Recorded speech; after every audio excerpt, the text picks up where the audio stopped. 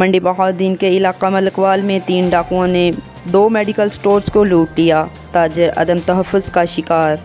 تفصیلات کے مطابق منڈی کے علاقہ ملکوال میں 3 ڈاکوؤں نے 2 میڈیکل سٹورز پر ڈکیتی کی واردات کی۔ 45,000 نقدی، موبائل فونز اور سیکیورٹی گارڈ سے گن چھین کر فرار ہو گئے۔